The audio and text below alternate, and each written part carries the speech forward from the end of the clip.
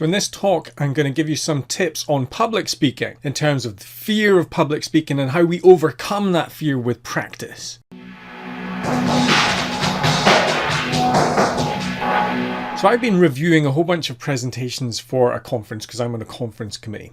So the people now will start receiving acknowledgements that have been accepted for the conference and stuff in a couple of days or a week or whatever.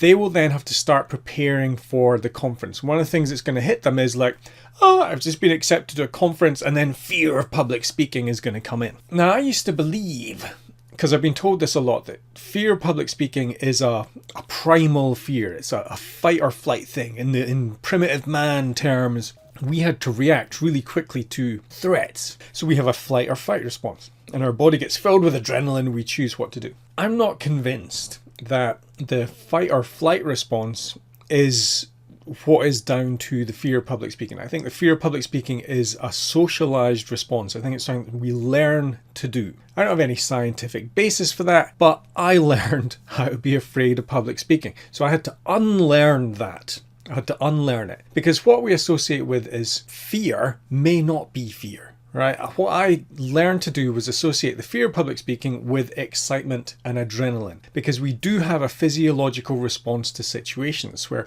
our body gets flooded with adrenaline and we then have to deal with that. And adrenaline makes your hands shake, and it has a lot of similarities to fear, and we possibly associate with that. Certainly I associate fear with adrenaline and excitement, but what I learned to do then was channel that adrenaline into excitement to make the presentations even stronger. And we do that through practice, because practice is essentially the only way that we're going to unlearn the conditioning we put ourselves through and convince ourselves that we can talk in public and that we can talk about this specific topic that we're going to be speaking about at whatever conference we're going to be speaking at. So the way I practice is I practice out loud.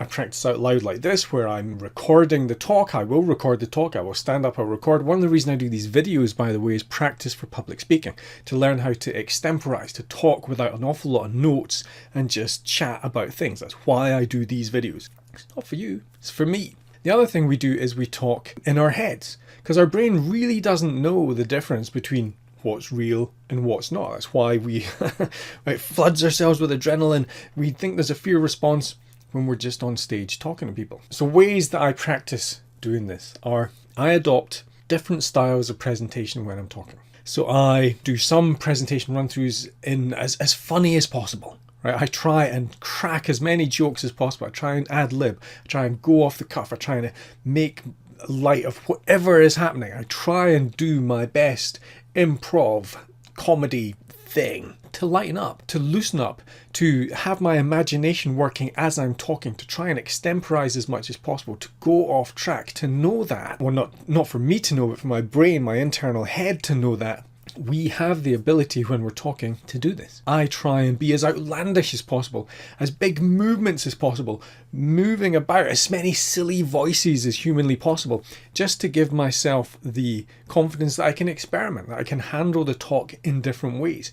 I will do it as straight-laced as possible with no jokes, absolutely flat, monotonal, as boring as possible, to know that if everything went really wrong and someone gave me some sort of soporific drug beforehand, I could still do the talk. I try and do it super excited to harness the adrenaline. I try and do it really slow, steady, measured to see how long the timing comes out. I try and do it as fast as possible. I try and do it with the slide deck, without the slide deck. Now all of this helps me understand what slides I need, what prompts I need when I'm talking on the slides to see whether I need more information, because a lot of times you get told the slides are for the audience. Well, the slides are for me as well, and I use the slides to make sure I can give the best performance to the audience as humanly possible, and if I need prompts, I will put them in there. And one of the marks, I think, of a good presenter or an experienced presenter is simply that: it's experience, it's practice, because public speaking is something that we learn to do in public, and the only way we're going to do it is by getting out on stage and presenting, which is why we practice as much as possible beforehand in order to convince ourselves that we can do it. And that's one of the main reasons to convince ourselves, to give us the confidence to unlearn all the fear of public speaking, to know that we can handle anything that goes wrong. So that's my one big tip. If you've got any big thing that you can do to get ready for public speaking, it is practice. Record yourself practicing, record yourself practicing in as many outlandish ways as possible so that you know you can handle it under any circumstances, because this is a learned skill and you can present at conferences or online or wherever. Just practice.